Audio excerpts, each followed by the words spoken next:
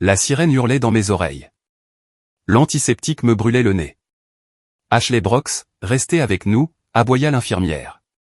Des lumières blanches me poignardaient les yeux. Mon crâne pulsait comme un tambour. 3 jours plus tôt, sur la scène de la remise des diplômes de mon frère, il a attrapé le micro et m'a dévisagé. J'ai besoin de 1,5 million de dollars de ta fiducie pour ma start-up. Maman s'est penchée, sa voix glaciale. C'est ton devoir. Refuse, et ne nous considère plus comme ta famille. Je me suis levé. Non. La foule s'est figée. Puis, tout a explosé. Maintenant, la douleur me clouait au lit. Une ombre se dessinait au pied de celui-ci grande, en costume impeccable. Mademoiselle Grant, dit l'homme d'une voix basse. Votre grand-mère a laissé plus que de l'argent. Il est temps. Si vous avez déjà été le distributeur automatique de la famille louée pour avoir donné, puni pour avoir arrêté aimer cette histoire et partagé la vôtre ci-dessous. Vous n'êtes pas le seul ou la seule à avoir dit non au point. 3 jours plus tôt, je croyais encore que la famille durait éternellement. J'ai grandi à Naples, en Floride, où les eaux du Golfe scintillaient comme une promesse, et où l'hôtel que mon père possédait définissait notre monde. À 12 ans, j'ai commencé à la réception après l'école. Les clients arrivaient avec des chariots à bagages. Je vérifiais les passeports, attribuais des chambres avec vue sur l'océan, et corrigeais les doubles réservations avant que les responsables ne s'en aperçoivent. Martin Brooks, mon père, a regardé une fois depuis le flux des caméras du hall. Il a appelé le concierge en chef plus tard. Ashley est fiable, a-t-il dit. Je l'ai entendu par l'interphone. Cela comptait comme de l'affection. Le hall sentait le produit à polir aux agrumes et la crème solaire. Je portais un blazer bleu marine de 2 tailles trop grand, les manches retroussées. Des touristes demandaient des serviettes supplémentaires, je courais au service d'entretien. Un couple en lune de miel se disputait à propos d'une réservation manquante, je les ai surclassés dans une suite avec champagne. Papa a hoché la tête en signe d'approbation depuis la fenêtre de son bureau. Pas de sourire, juste un pouce levé qui signifiait que le système fonctionnait. À 15 ans, j'avais économisé 8000 $ dans une boîte à chaussures sous mon lit, des pourboires des grooms, de l'argent d'anniversaire, des services du week-end au bar de la piscine. J'avais repéré une berline d'occasion pour mes trajets universitaires. Puis Justine a eu 15 ans. Il voulait une Mustang décapotable rouge pour se pavaner sur la chaussée. Maman, Deborah Brooks, m'a fait venir dans le bureau de l'hôtel un après-midi. Le soleil filtrait à travers les stores. Ton frère a besoin de confiance au volant, a-t-elle expliqué. La famille investit dans l'avenir. Elle a fait glisser l'enveloppe de la boîte à chaussures sur le bureau. J'ai regardé Justine démarrer en trombe ce soir-là, le pot d'échappement pétaradant. Il a fait un signe de la main une fois, par le toit ouvert. Pas de mots. La Mustang est devenue sa signature. Il la garait de travers sur le parking des employés, les clés pendantes. Les clients demandaient si la voiture brillante appartenait au fils du propriétaire. Le personnel confirmait. Je me rendais à l'école à vélo, la chaîne cliquetant. À 18 ans, je jonglais avec 2 emplois, des services à l'aube pour servir des lattes au café de l'hôtel, et des soirées à faire répéter l'algèbre à des lycéens qui payaient 25 $ de l'heure. Chaque dollar était versé sur un compte courant commun que maman vérifiait tous les mois. La lettre d'acceptation de Justine à l'université de Miami est arrivée avec une facture de 48 000 $ pour la première année. Papa a levé les yeux de ses œufs au petit déjeuner. Tu gagnes déjà de l'argent, a-t-il dit. Couvre le premier semestre. Devoir de grande sœur. J'ai transféré les fonds avant le début des cours. Justine a posté des selfies à la plage avec le hashtag vie étudiante. J'ai doublé mes services pour pouvoir rester inscrite à mon université locale. En 2e année, Justine a rejoint une fraternité. Les cotisations s'élevaient à 5 000 $. Je nettoyais les chambres d'hôtes à minuit, aspirant le sable, pliant les serviettes en forme de cygne. Maman appelait ça un sacrifice temporaire. Papa appelait ça jouer en équipe. J'appelais la banque pour confirmer les virements. Les bals de la fraternité exigeaient la location de smoking. Les vols pour les vacances de printemps à Cancun. Je remplissais les minibars jusqu'à 2 heures du matin, les mains à vif à cause de l'eau de Javel. Justine envoyait des cartes postales, des palmiers, des néons. Maman en a encadré une dans le hall. Notre érudit à l'étranger, disait la légende. À 20 ans, Justine a présenté son application de réservation de yacht dans un cours de commerce. Les professeurs étaient dithyrambiques. Papa a organisé un dîner pour les investisseurs locaux sur le toit de l'hôtel. La lueur des bougies vacillait sur les flûtes de champagne. Justine a fait une démonstration des maquettes sur un projecteur. Des réservations de luxe, en toute simplicité, a-t-il promis. Des applaudissements ont retenti. Maman rayonnait. Notre fils, le visionnaire. Papa a porté un toast. Au prochain Empire Brox. Je débarrassais les assiettes entre les plats.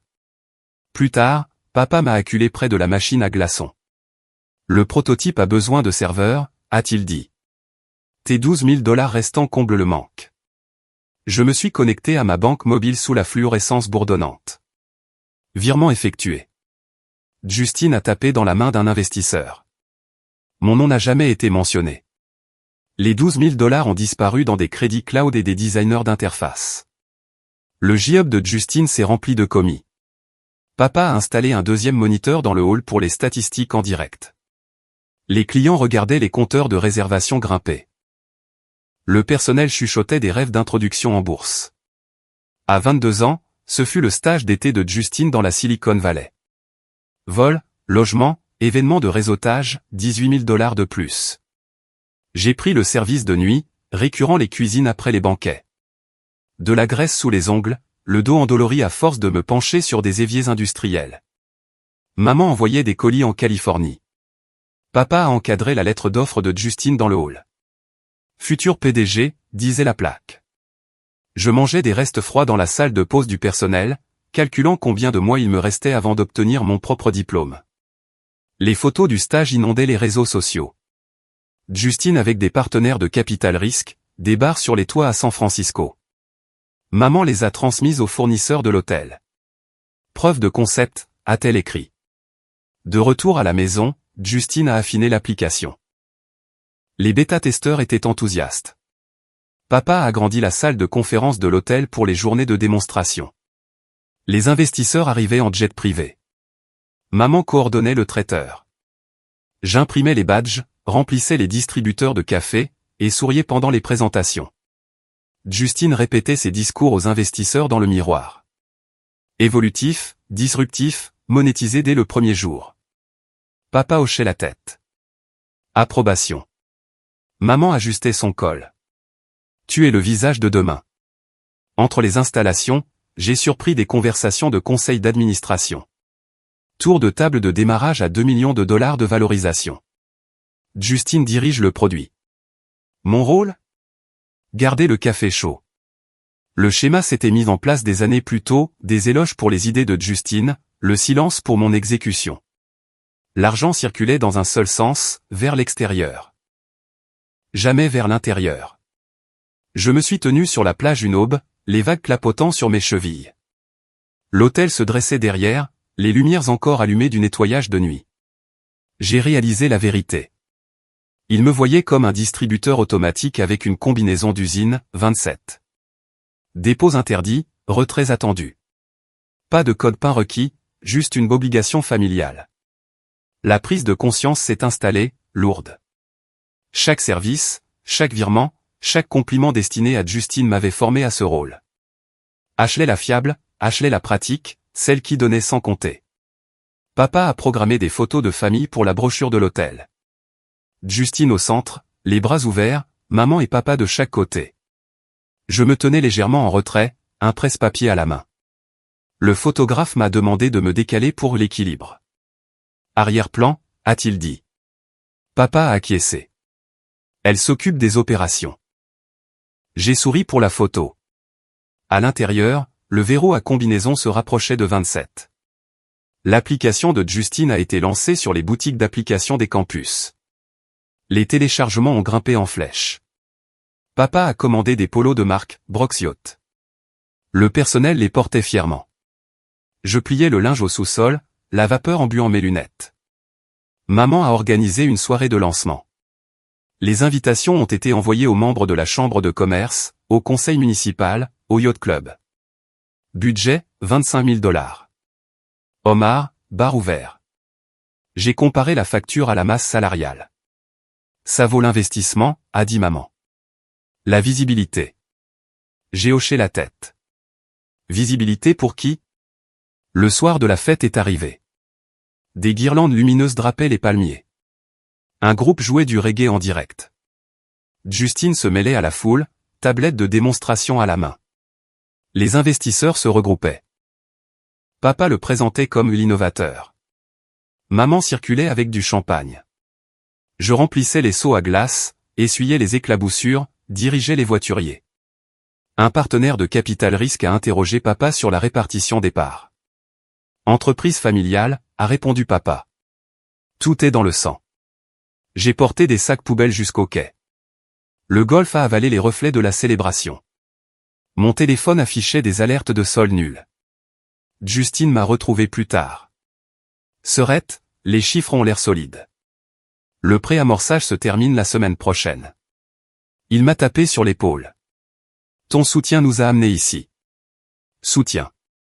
Le mot avait un goût de sel. Je suis retourné à la fête. Les invités portaient un toast à l'avenir de Justine. Personne n'a remarqué la sœur en tablier de service. L'analogie du distributeur automatique s'est cristallisée. Verrouillé jusqu'à 27 ans. Retrait à la demande. Aucun intérêt gagné. Aucune question posée. J'ai essuyé une table, empilé des chaises. Le groupe a remballé. Papa a compté les confirmations pour la phase 2. Maman a photographié Justine avec le maire. Je me suis éclipsé dans le vestiaire des employés. Bourdonnement fluorescent. Mon reflet dans le miroir, des yeux fatigués, le logo de l'hôtel délavé. Le verrou attendait. La combinaison n'appartenait qu'à moi. Une semaine avant la remise des diplômes, mon téléphone a vibré sur la table de chevet. Fletcher le haut groupe clignotait à l'écran. J'ai verrouillé la porte de ma chambre et j'ai ouvert le message sous la lampe. Un en-tête de lettres officielles remplissait l'écran. Chère mademoiselle Ashley Brooks, la fiducie révocable Margaret Grant s'activera à votre 27e anniversaire. Évaluation, 92 millions de dollars. Origine, brevet de logiciel de gestion hôtelière de 1985, licence mondiale, redevance composée, participation au capital. Motif de la désignation, Margaret Grant a spécifié dans son codicile de 2015 que le bénéficiaire principal doit être le premier descendant féminin à démontrer une indépendance financière durable sans subvention familiale. Ashley Brooks a rempli ce critère à l'âge de 22 ans, ayant autofinancé ses frais de scolarité et de subsistance pendant 4 années consécutives tout en étant employée au Brooks Resort. 6 juin, résumé, extrait du codicile, audit d'indépendance. Contacté pour plus de détails, Harold Fletcher, ESQ. J'ai fait défiler jusqu'au codicile. L'écriture de grand-mère, numérisée à l'encre bleue. Ashley travaille à la réception à 12 ans. Économise chaque pourboire, ne demande jamais d'argent de poche. Elle est la bâtisseuse, pas l'emprunteuse. L'argent lui appartient en propre à 27 ans. Pas de cofiduciaire, pas de dérogation. La pièce jointe a chargé des feuilles de calcul, des colonnes de dividendes remontant à des décennies, des gains réinvestis, des optimisations fiscales. Grand-mère Margaret Grant avait été une pionnière des réservations numériques pour les chaînes d'hôtels économiques. Elle avait concédé sous licence le code en 1985, et conservé des redevances perpétuelles. La fortune s'était accumulée pendant que j'essuyais des comptoirs. On a frappé à la porte. La voix de maman. Ashley. Salle à manger. Discussion familiale. Je suis descendu à la table en chêne dressée pour 4. Papa se tenait au bout, un dossier au centre. Maman a placé des imprimés à côté des verres à eau. Justine faisait défiler ses emails, les pieds sur une chaise. Maman a rompu le silence. Le cabinet d'avocats nous a envoyé un double de la vie. Elle a aligné les pages. 92 millions de dollars. Le travail de grand-mère a payé. Papa a ouvert le dossier. Margaret destinait cela au bien de la famille. La plateforme de Justine prolonge sa vision de l'hospitalité. J'ai parcouru le résumé. Mon nom figurait en haut de chaque page. Clause d'activation, 27 ans. L'extrait du codicile était surligné en jaune. Justine a rangé son téléphone. Un capital de démarrage pour le lancement. Les investisseurs finalisent dans quelques jours. Maman s'est penchée. Tu n'en as pas besoin, ma chérie. Tu te débrouilles très bien. L'avenir de Justine exige de l'envergure. Papa a produit un seul document. Procuration. Signe. Nous administrerons jusqu'à l'échéance. Cela simplifie les impôts. J'ai lu, ligne par ligne. Cession irrévocable. Pleine autorité à Martin Brox et Deborah Brox. Effet immédiat. Discrétion de distribution. Ma gorge s'est nouée. Cela leur donnait le contrôle avant même que je puisse y accéder. Grand-mère a écrit que je suis la seule bâtisseuse. Les yeux de papa se sont rétrécis. La famille met ses ressources en commun. Tu en bénéficieras à long terme. Justine a ajouté, départ de capital post-série A pour tout le monde. Ta participation augmentera. La voix de maman s'est adoucie. Refuser de l'aide nous divise, après des années de ton soutien. J'ai repoussé le papier. Je ne signerai pas. Le codicile dit qu'il n'y a pas de dérogation. Le poing de papa a frappé le bois. Les verres ont sauté. Répète ça. Je ne signerai pas, mes mots étaient nets. Justine a ri, sèchement. L'argent de l'héritage. Tu bloques le progrès. Maman a chuchoté, égoïste, après tout ce que nous avons donné. Papa s'est levé. Tu jouis de privilèges ici. Toi, facture, véhicule. J'ai soutenu son regard. J'ai payé les 3 dernières factures de service public avec les pourboires du café. Grand-mère a suivi chaque reçu. Le silence a envahi la pièce. Une horloge a tic-taqué dans le couloir. Papa a pointé vers l'étage. Dans ta chambre. Réfléchis. Je suis monté. La porte s'est verrouillée derrière moi. L'email brillait. 92 millions de dollars, plus que les réservations annuelles de papa. Le codicile rayonnait. Ashley est la bâtisseuse. La photo de grand-mère à une conférence me regardait depuis l'étagère, une disquette de 1986 levée comme un trophée. J'ai écrit à Monsieur Fletcher, exige les dossiers complets de la fiducie.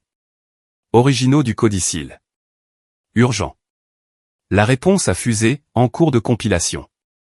Appelez le bureau à 9 heures. En bas, les voix s'élevaient. Papa parlait de contingence, maman de persuasion, Justine de délai. Je me suis assise contre la tête de lit. La maison s'est rétrécie autour des attentes héritées. Grand-mère avait mesuré l'indépendance en fiche de paie et en sacrifice. Pour une fois, la combinaison dépendait de moi. La lumière du matin filtrait à travers les stores. Le petit déjeuner s'est déroulé dans une atmosphère glaciale. Papa a remué son café sans lever les yeux. Maman a tranché un pamplemousse. Justine a examiné des présentations. Papa a posé sa cuillère. Le document est toujours là. Signe avant vendredi, où nous explorerons d'autres alternatives. Alternatives. La menace planait. J'ai fini mon jus d'orange, j'ai attrapé mon tablier et je me suis dirigé vers l'hôtel. Les enregistrements s'alignaient à la réception. J'ai traité les arrivées, surclassé des suites, résolu des plaintes. À l'intérieur, le compte à rebours tournait. Le jeudi s'est estompé dans la routine. Papa a envoyé un email au personnel de l'hôtel concernant des évaluations d'efficacité. Maman a organisé un déjeuner de charité, le sourire figé. Justine s'est envolée pour Miami pour un café avec des investisseurs. L'aube du vendredi s'est levée, humide. La procuration attendait sur le buffet, un stylo aligné. Le jour de la remise des diplômes est arrivé. La scène de l'université de Miami brillait sous les projecteurs. 300 invités remplissaient les gradins, les programmes flottant dans la brise humide. Ma famille était assise au premier rang, en blanc immaculé, le costume en lin de papa, les boucles d'oreilles en perles de maman captant la lumière, Justine ajustant sa toge. La cérémonie s'est déroulée sans accroc. Des noms résonnaient dans les haut-parleurs. Des diplômes étaient remis. Des vagues d'applaudissements. Justine faisait les 100 pas en coulisses, murmurant des lignes dans un micro à main. Merci, monsieur le doyen. Fier hurricane. Son tour est venu. Il a gravi les marches d'un bond, le pompon de sa toque se balançant. La foule a applaudi plus fort pour l'héritier de l'hôtel local. Papa filmait avec son téléphone. Maman agitait un petit drapeau de l'U de monsieur Justine a saisi le pupitre. Avant d'accepter ce diplôme, j'ai une annonce à faire. Il s'est tourné vers notre rangée. Ma sœur, Ashley, va financer mon application de réservation de yacht avec 1,5 million de dollars de son fonds en fiducie. Des halètements ont parcouru l'assemblée. Des téléphones se sont levés. 300 visages se sont tournés vers moi. Papa s'est levé le premier, un dossier à la main. Il a gravi les escaliers latéraux, maman derrière lui. La sécurité a hésité, mais les a laissés passer. La famille, après tout. Papa a atteint le bord de la scène. Signe l'engagement, a-t-il dit, assez fort pour les premiers rangs. Il a ouvert le dossier. La même procuration, stylo attaché. Maman s'est penchée. Signe, ou tu es dehors. Plus de famille. Le micro a amplifié chaque mot. Les chuchotements se sont transformés en murmures. Un professeur sur scène a froncé les sourcils. Je me suis levé de mon siège, le programme froissé dans mon poing. Non. Ma voix a porté, claire, à travers le terrain. Le sourire de Justine a disparu. Tu ne peux pas être sérieuse. Papa a brandi le papier. C'est public maintenant. Faire marche arrière nous humilie tous. Maman a sifflé, pense aux investisseurs qui regardent. Je me suis avancé dans l'allée. C'est mon argent. Non. Justine a laissé tomber le diplôme. Il a traversé la scène en courant. Tu me le dois. Ses mains ont poussé mes épaules, avec force. J'ai trébuché en arrière. Mon talon s'est pris dans le pied du micro. La base métallique a basculé. Ma tête a heurté le bord tranchant. Une douleur blanche a explosé. Du sang chaud a coulé sur ma tempe. La scène a tourné. Des cris ont éclaté dans la foule. Des flashs de téléphone. Vidéo. Oh mon Dieu! Appelez les secours. Il l'a frappé. Justine s'est figée, les mains en avant. Je ne voulais pas. Papa a attrapé son bras. Maîtrise-toi. Maman a couvert sa bouche. Ashley, lève-toi. Tu vas bien. J'ai essayé de me lever. La vision s'est brouillée, rouge. Le pied du micro a retenti bruyamment. La sécurité s'est précipitée sur la scène, 2 agents en uniforme. Reculez, tout le monde. Un invité a crié, je l'ai en vidéo. Le clip était déjà en ligne. Des notifications X ont fusé sur les écrans. Est devenue une tendance locale en quelques secondes. Les ambulanciers se sont frayés un chemin, blessure à la tête. Dégagez l'espace. Justine a reculé, le visage pâle. C'était un accident. Papa s'est disputé avec un officier. Affaire de famille. Nous allons nous en occuper en interne. Le policier a menotté les poignets de Justine. Agression publique. Vous venez avec nous. Maman a plaidé. Il reçoit son diplôme. C'est un malentendu. La foule a tout filmé. Les commentaires ont afflué. C'est le gamin Brox. La sœur a dit non au financement. Du sang partout. J'étais allongé sur la scène, de la gaze pressée sur mon cuir chevelu. Les lumières étaient trop vives. Les sirènes hurlaient de plus en plus près. Le doyen a annulé le reste de la cérémonie. Les invités sont sortis en état de choc, les téléphones toujours en train d'enregistrer. Justine a été embarquée dans une voiture de patrouille. Papa a suivi, criant à propos d'avocat. Maman est restée, des larmes striant son mascara. Pourquoi faire une scène? Mon diplôme était taché de sang. Le micro gisait tordu à côté de moi. La sécurité a bouclé la zone. La vidéo a atteint 1 million de vues avant que les portes de l'ambulance ne se ferment. Je me suis réveillé sous les lumières des urgences, les moniteurs bipant régulièrement. Les urgences du Naples Mémorial sentaient l'iode et le plastique. Une infirmière a ajusté une perfusion. Protocole de commotion cérébrale, a-t-elle dit. Restez éveillé. Le médecin est entré avec un presse-papier. Ashley Brox. Lacération à la tête, 12 points de suture. Traumatisme crânien léger. 2 côtes fêlées suite à la chute. Le scanner est clair, pas d'hémorragie. Observation pendant la nuit. Il a signé le dossier. Antidouleur toutes les 4 heures. Pas d'écran. La famille est dehors. Papa faisait les 100 pas dans le couloir, visible à travers la vitre. Maman s'épongait les yeux avec un mouchoir. Juste un ajustement de poste, probablement, a-t-elle dit. Émilie, l'assistante sociale de l'hôpital, a tiré le rideau. Son badge indiquait « Émilie Rivera, MSW ». Bonjour, Ashley. Je m'occupe des plans de sécurité. Elle s'est assise sur un tabouret. Ce qui s'est passé sur scène était une agression. Vous n'avez pas à les protéger. J'ai bougé, les côtes protestant. Ça a dégénéré rapidement. Elle a hoché la tête. La vidéo est partout. Un rapport de police a été déposé. Une ordonnance restrictive est une option. Elle a fait glisser une brochure. Des ressources, si vous avez besoin de prendre vos distances. Papa a frappé. Nous entrons. Émilie s'est levée.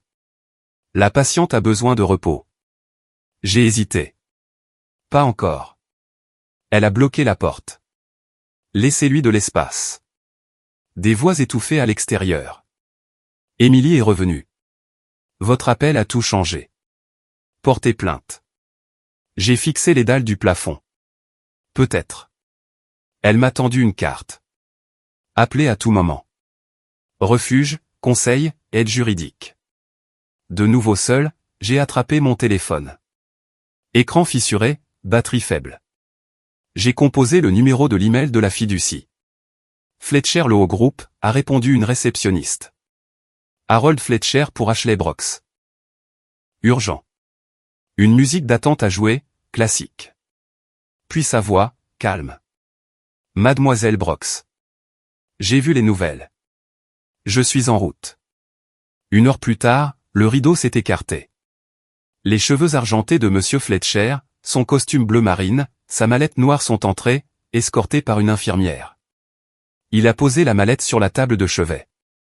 Margaret s'était préparée à cela, a-t-il dit en cliquant sur les serrures. Des dossiers ont émergé, épais, scellés, une copie complète de la fiducie, des clauses de contingence, des garanties antifraude. Il en a ouvert un. Votre grand-mère soupçonnait une mauvaise gestion. Elle a intégré des déclencheurs d'audit. Je me suis penché en avant, grimaçant. Ils veulent le contrôle maintenant. Il a fait glisser un document. Clause anti-contrainte. Tout transfert sous la contrainte annule la procuration. Gel automatique. Un autre dossier. Une chaîne de mai, de Margaret à lui, 2018. Si Martin tente un accès anticipé, publiez les preuves. Des preuves? Mon pouce est accéléré malgré les médicaments. Monsieur Fletcher a continué. Relevé bancaire, société écran. 70% des redevances détournées depuis 1990. J'ai expiré. Ils ont falsifié des contrats, contrefait des signatures. Nous avons les originaux. Il a fermé la mallette. Ils ne peuvent pas toucher à ce qui est à vous. Pas sans un tribunal. Le poids s'est levé, un bouclier invisible. Pour la première fois, quelqu'un se tenait entre moi et l'obligation. La voix de papa s'est élevée à l'extérieur. C'est notre fille. La sécurité est intervenue. Monsieur, baissez le ton. Monsieur Fletcher s'est levé. Je vais me coordonner avec la police. Votre déposition est demain. J'ai hoché la tête. Oui. Il a remballé. Reposez-vous. Margaret a construit cette forteresse pour vous. La porte s'est refermée en douceur. Les moniteurs bipassaient plus doucement. Émilie est passée.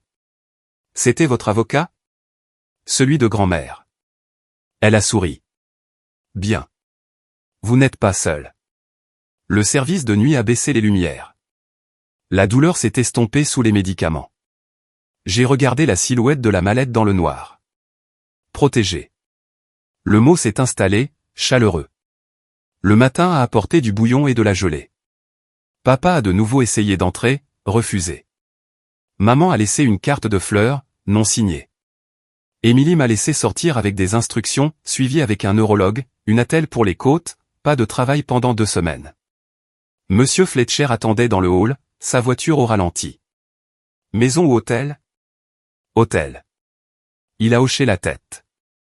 Intelligent. Le trajet s'est estompé au milieu des palmiers, la mallette sur le siège entre nous. Pour la première fois, famille ne signifiait pas reddition. Des semaines après ma sortie, un avis du tribunal est arrivé à l'hôtel. Tribunal du comté de Collier. Audience de tutelle d'urgence.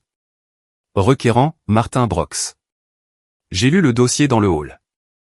Ashley Brox souffre de troubles délirants. Refuse le soutien familial. Incapable de gérer ses finances. Des pièces médicales mettaient en évidence l'incident sur scène comme une paranoïa post-traumatique. Une évaluation psychologique, datée de 2 jours après l'accident, prétendait un jugement altéré. Monsieur Fletcher m'a retrouvé à l'extérieur, sur les marches de marbre. La contre-stratégie est prête. Il portait une tablette fine, pas de mallette aujourd'hui. À l'intérieur, la salle d'audience sentait le bois poli et le vieux papier. La juge Elena Ramirez présidait, sa robe noire, son expression neutre. Martin était assis avec son avocat, Richard Klein, costume impeccable. Deborah était à côté de lui, serrant un sac à main comme un bouclier. Justin était absent, les conditions de sa libération sous caution interdisaient tout contact. Le greffier a appelé l'affaire 2025 GU 1847. Klein a commencé. Mademoiselle Brox a refusé d'aider à l'éducation de son frère et à ses affaires légitimes. Un comportement erratique après sa blessure nécessite une surveillance pour sa sécurité et la protection de la succession. Il a projeté des dossiers médicaux sur l'écran mural. Antécédent de commotion cérébrale. Éclat public lors de la remise des diplômes. Refus de demande familiale raisonnable. Monsieur Fletcher s'est levé. Objection. Caractérise à tort des contributions volontaires comme une obligation. Accepté, a dit la juge Ramirez. J'ai pris la barre, j'ai prêté serment. Klein a interrogé. Vous avez financé les frais de scolarité, le véhicule et les frais de démarrage de Justine pendant des années? Oui, volontairement. Pourtant, vous avez refusé 1,5 million de dollars pour le capital de lancement? Cette demande a franchi la ligne de la coercition. Il a souri avec mépris. Raisonnable pour l'héritage familial, n'est-ce pas? Non. C'était mon héritage. Autour de Monsieur Fletcher.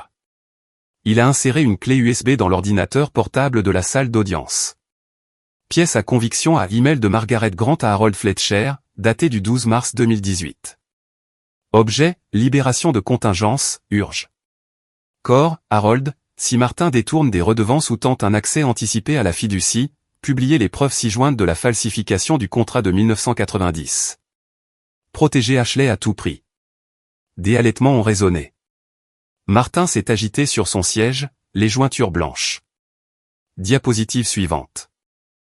Relevé bancaire, de 1991 à aujourd'hui. 70% des redevances logicielles acheminées vers une entité des îles Caïmans, MB Holdings.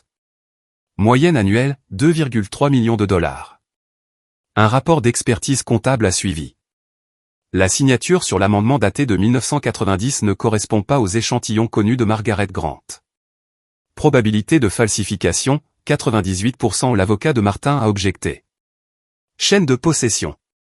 Monsieur Fletcher a produit les originaux scellés, notariés par le notaire de Margaret en 1985 et déposés auprès de la SEC.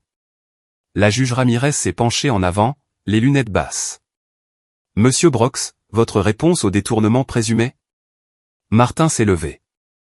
Restructuration administrative. Margaret l'a approuvé verbalement. Aucun enregistrement n'existe, a contré Monsieur Fletcher. Seulement l'addendum falsifié. Une autre diapositive. Directeur de la société écran, Martin Brox, Deborah Brox. Les distributions de dividendes correspondaient à des prêts d'expansion de l'hôtel, non déclarés aux auditeurs de la fiducie. Deborah a chuchoté, ce n'est pas possible. Klein a tenté de se reprendre. Même si c'est vrai, la tutelle protège le principal. La juge Ramirez a coupé court. La requête prétend une incapacité. Les preuves montrent un refus calculé, pas une illusion. Monsieur Fletcher a conclu. La fiducie comprend une clause anti-contrainte. La coercition annule toute procuration. Un gel automatique a été activé lors du dépôt de cette requête.